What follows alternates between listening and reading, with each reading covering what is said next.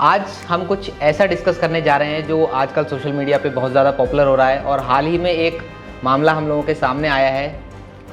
एक news channel पर IIT बाबा को इनवाइट किया गया था और वहाँ पर कुछ मतलब बातचीत हुई धर्मगुरुओं के बीच और आईआईटी बाबा के बीच, तो वो कुछ मामला हमारे सामने आ रहा है। तो उसी के बारे में आज हम पॉइंट ऑफ व्यू लेंगे। आज के जो हमारे गेस्ट हैं श्री धर्मेंद्र जी, सर एक बीइंग स्पिरिचुअल फाउंडेशन के संस्थापक भी हैं और सर एक वेलनेस कोच भी हैं। सर आपका बहुत बहुत स्वागत है। धन्यवाद। आज हम आपका पॉइंट ऑफ व्यू जानने के लिए यहाँ पर हैं कि जो मामला हाल ही में हमारे सामने आया है आईआईटी बाबा को लेकर, उन पर हम चर्चा करेंगे कि कैसे आईआईटी बाबा क्या हैं और उनके ऊपर इतने ज़्यादा आरोप क्यों लग रहे हैं, लोग उनसे क्यों चिढ़ते हैं, ये सारी बातें आज हम डिस्कस करेंगे।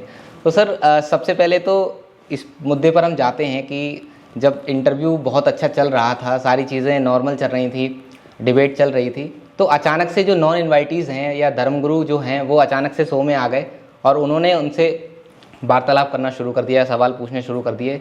तो ये क्यों हुआ, अचानक से लोग कैसे आ गए वहाँ पर? देखिए, अगर आप न्यूज़ चैनल की बात करें तो उसमें सबसे इम्पोर्टेंट होता है टीआरपी जी। और जब न्यूज़ चैनल के पास कुछ और करने को नहीं है तो वो कुछ ऐसे मुद्दे तलाशते हैं जो अब सोशल मीडिया से इन्फ्लुएंस्ड हैं। ठीक है। तो उनको शायद ऐसा लगा होगा कि आईआईटी बाबा ही छाए हुए हैं, तो क्यों ना आईआईटी बाबा को बुला करके और एक साजिश के तहत उनको एक्सपोज किया जाए। एक साजिश मैं वर्ड इसलिए यूज़ कर रहा हूँ कि अगर आप किसी को इंटरव्यू के लिए बुला रहे हैं, उसको पेड, उसको पैसे दे करके उसकी सीट, एरोप्लेन की टिकट आप उसे दे रहे हैं, उसका रहने का रुकने का इंतजाम आप कर रहे हैं, लेकिन आप उससे ये छिपा रहे हैं कि क्या होने वाला है। तो मेरे हिसाब से ये एक साजिश मैं वर्ड यूज़ कर रहा हूँ और कहीं ना कहीं वो आईआईटी बाबा की जो एक साथ जो छवि अच्छी हुई है, मतलब काफ़ी ऑल ओवर इंडिया उनको लोग जानने लगे हैं जी। तो उन्होंने भी सोचा कि इनको अगर हम डाउन करेंगे, इनका ऐसा उन्होंने प्रिडिक्ट करने की कोशिश की, उनका नकाब हटाएंगे तो शायद उनको बहुत ज़्यादा पॉपुलैरिटी मिलेगी। ओके। तो सर जो सो कॉल्ड धर्मगुरु हैं वो वहाँ पर आए, उन्होंने उनके साथ में अभद्र व्यवहार किया, तो वो किस बात के धर्मगुरु हैं जब वही मतलब इस तरीके का व्यवहार करते हैं? किया तो उन्होंने ये था कि वो आईआईटी बाबा को बेनकाब करेंगे जी, बट मुझे ऐसा लगता है कि वहाँ पर जितने भी उन्होंने धर्मगुरु, सो कॉल्ड धर्मगुरु बुलाए थे वो बेनकाब हो गए। क्योंकि जब हम बात करते हैं संत की, जब हम बात करते हैं कि जिसने गेरुआ वस्त्र धारण किया है, जिसने गेरुआ वस्त्र धारण किया है कि मतलब वो डिटैच हो चुका है किन चीज़ों से, गुस्से से, किसी लालच से, किसी हेट्रेट से, इन चीज़ों से वो दूर हो चुके हैं। लेकिन कहीं ना कहीं मुझे ऐसा लगा कि वो सारे लोग जो वहाँ पर एक नहीं 4-5 लोग थे जी, और उनकी बॉडी लैंग्वेज जब वो एंटर हुए हैं, आप उनको देखेंगे तो कहीं से भी संतों वाली नहीं थी। ऐसा था जैसे प्री प्लान्ड और कुछ उन्होंने आक्रमण करना है, कोई हाथ पकड़ रहा है। अब मेरे को एक बात बताइए, मेरे को इंटरव्यू आप बुलाते हैं जी, ये मेरी चॉइस है। अगर आप मुझे ऐसा कुछ अनप्लान्ड करते हैं मेरे साथ तो ये मेरी चॉइस है कि मैं इस इंटरव्यू को कंटिन्यू करूं या ना करूं। बिल्कुल ठीक है। तो या तो आपने उनको बताया होता कि ये 4 लोग और आएंगे, वहाँ पर ये शास्त्रार्थ होगा, वो उनकी चॉइस थी, वो आए या ना आए। बिल्कुल ठीक है। तो ये मेरे हिसाब से उल्टा पड़ गया है चैनल वालों के लिए और उन धर्म गुरुओं के लिए। और मैं यही कहना चाहूँगा कि जिसने चोला धारण कर रखा है, सिर्फ गेरुआ वस्त्र पहन रखा है, ज़रूरी नहीं है कि वो संत ही हो। ओके सर, इस पर हाल ही में जो आचार्य अभिमुक्तेश्वरानंद जी हैं, उनका भी व्यूज़ आया कि वो आईआईटी बाबा हैं, अपने आप को आईआईटी बाबा बताते हैं, लेकिन जब उनके नाम के आगे आईआईटी लगा है तो वो किस बात के बाबा हैं, किस बात का उन्होंने संन्यास धारण किया है? अगर वो अपना पास्ट नहीं भूल पा रहे हैं तो उन्होंने इस तरीके का कुछ बयान दिया, तो इस पर क्या पीओवी आपका? पहले तो वो अपना भी देख लें कि उनका क्या पास्ट रहा है जी। ठीक है, उनके पास मुद्दे होने चाहिए कि इस जो हिंदू धर्म है, जो सनातन धर्म है, उसको आगे कैसे बढ़ाएं। इतना समय उनके पास कैसे आ गया कि वो एक आईआईटी बाबा जिनका कोई वजूद ही नहीं है उनके हिसाब से, उनके बारे में वो इंटरव्यू दे रहे हैं। तो मेरे हिसाब से तो पहले उनको अपने कार्यशैली में देखना चाहिए कि उनके पास इतना समय कहाँ से आ गया। वो अपना काम जो उनको करना चाहिए उत्थान के लिए, धर्म के उत्थान के लिए, उसको ना करके इन चीज़ों में वो लगे रहते हैं और वो भी अपनी एक टीआरपी के लिए, अपनी पर्सनल टीआरपी के लिए काम करते रहते हैं। मैं तो इसी एंगल से देखता हूँ। ओके। तो सर ये जो जितने भी सो कॉल्ड धर्म गुरुज हैं, ये आईआईटी बाबा से आखिर चिढ़ते क्यों हैं? क्या इसके पीछे ये वजह है कि वो अपने आप को अवतार बताते हैं, कल्कि का या किसी शिव भगवान का इस तरीके का अवतार में आपको बताते हैं, और या फिर वो इतने ज़्यादा पॉपुलर हैं छोटे टाइम के अंदर, या इसलिए उनसे चिढ़ते हैं? आपने कभी कॉर्पोरेट में काम किया है? Yes sir.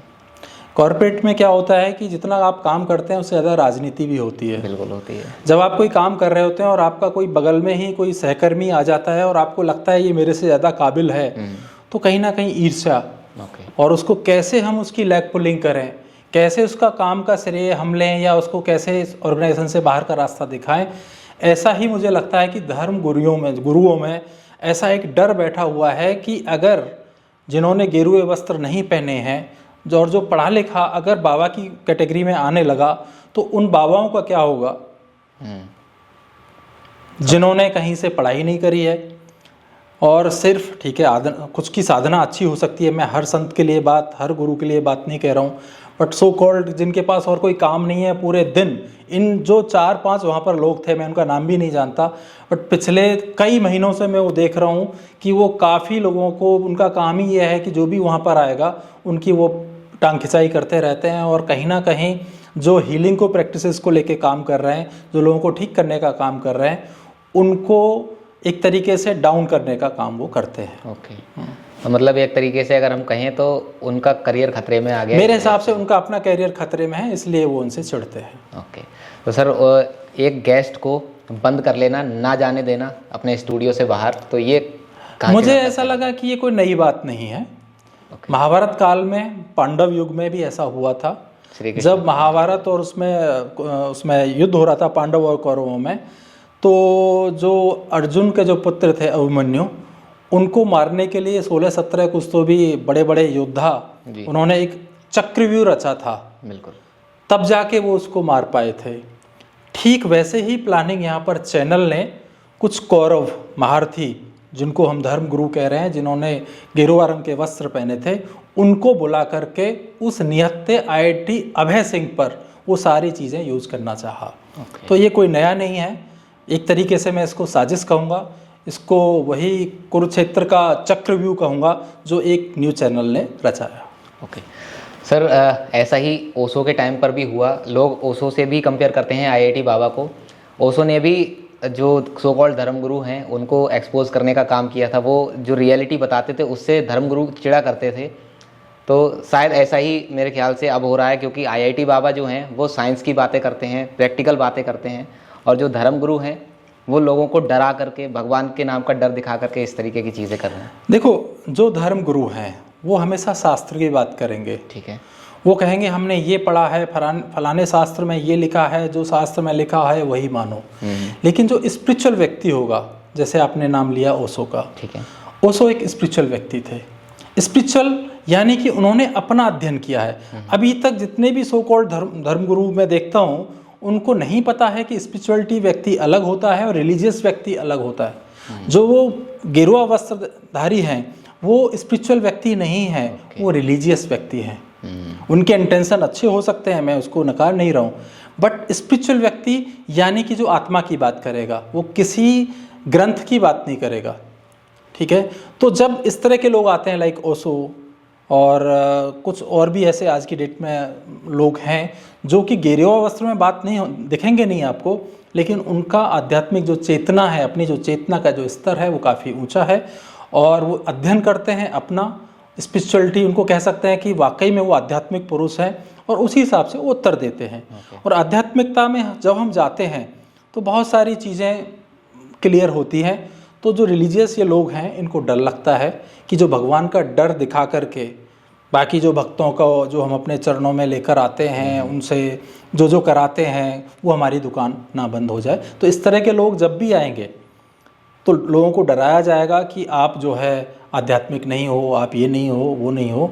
तो मेरे हिसाब से लोगों को यहाँ पर डरने की ज़रूरत नहीं है, और स्पिरिचुअलिटी और साइंस दोनों का जब कॉम्बिनेशन होता है जी, तो बहुत सारी चीज़ें हमको क्लियर होती हैं। ओके सर, प्रैक्टिकल करना कहाँ तक ज़रूरी है? लोग कहते हैं कि भगवान है, जब तक आप उसको एक्सपीरियंस ना कर ले, तो ये स्पिरिचुअल व्यक्ति मेरे ख्याल से उनका एक्सपीरियंस भी करता है, और रिलीजियस व्यक्ति खाली बातों में बताता है कि यहाँ शास्त्र में ऐसा लिखा है तो भगवान ऐसे होते हैं, ऐसे होते हैं। स्पिरिचुअल व्यक्ति हमेशा जानेगा और रिलीजियस व्यक्ति मानेगा जी। तो जानना अच्छा है कि मैं खुद से ये फीलिंग आ रही है, जानना हमेशा अच्छा है, ना कि मानने में आपको बरगलाया जा सकता है, मानने में आपको गलत रास्ते पे लेके जाया जा सकता है। बट जब आप जानने लगते हो तो फिर आपका जो कॉन्फिडेंस होता है, जो आपकी नॉलेज होती है, जो क्लियरिटी होती है, वो बड़ी आसानी से आप आध्यात्मिक पथ पे बढ़ जाते हो। मेरे ख्याल से आईआईटी बाबा की कोई गलती नहीं, आपके हिसाब से किसकी गलती है इसमें? मेरे हिसाब से आईआईटी बाबा की तो बिल्कुल गलती नहीं है जी। और न्यूज़ चैनल वालों की और जो वहाँ पे धर्म गुरु आए थे, उन दोनों का ये प्रपंच था, ये षड्यंत्र था कि कैसे उस सस्ती टीआरपी के लिए एक व्यक्ति को घेर के, बिना बताए, बिना प्लानिंग के घेरना, पीटना, उनको एक तरह से उनको बेइज्जत करना। आप देखोगे एक संत की क्या पहचान होती है, उसको अगर उस वीडियो को अगर आप सुनोगे तो संत कह रहे हैं, संत की क्या, वही गेरुआ वस्त्रधारी कह रहे हैं कि संत ऐसा होता है, उसको गुस्सा नहीं आता, बट उनकी बॉडी लैंग्वेज देखो खुद की। एक का बीपी हाई हो रहा है, एक वो दंड लेके घूम रहा है, ठीक है।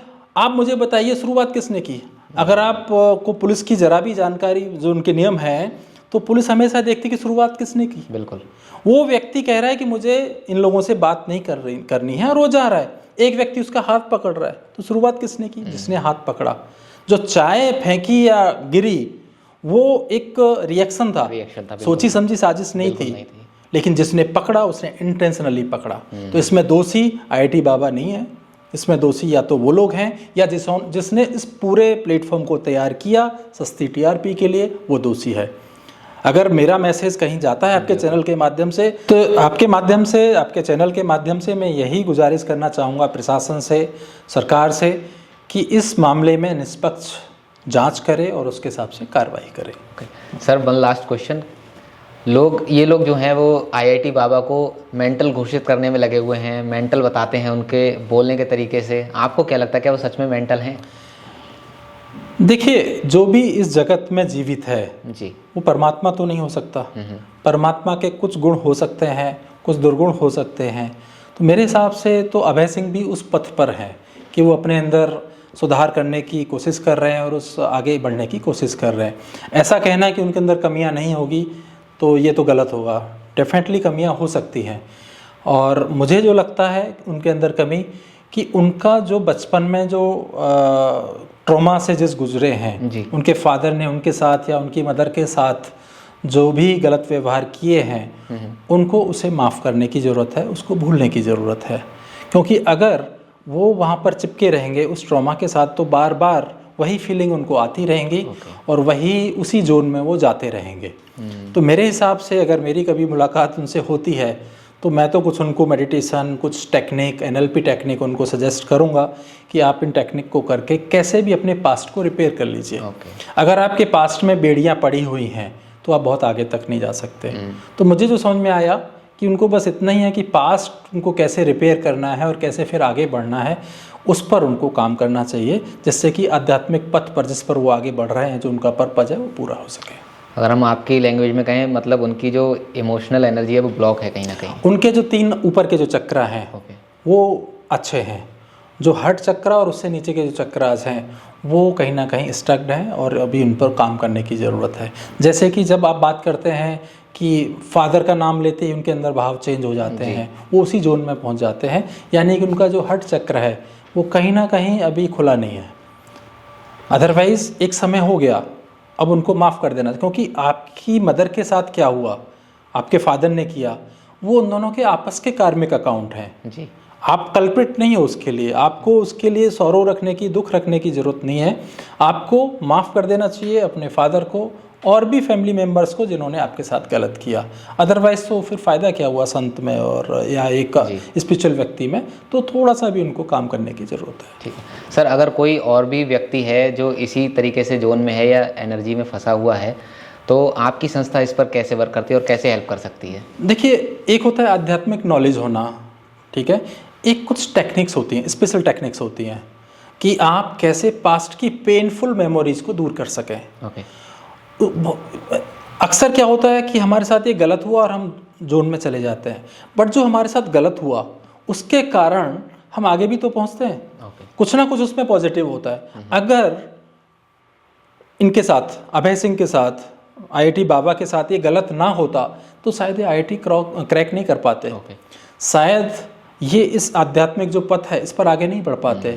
जो इनको जो नॉलेज हुई है ऊपर के 3 चक्रों के माध्यम से, जो इन्होंने स्पिरिचुअल यात्रा करी है, उसमें ये ना जा पाते। इनका एक सामान्य जीवन कहीं ना कहीं चल रहा होता। तो ये किसकी वजह से है? जो ट्रॉमा पहुंचा।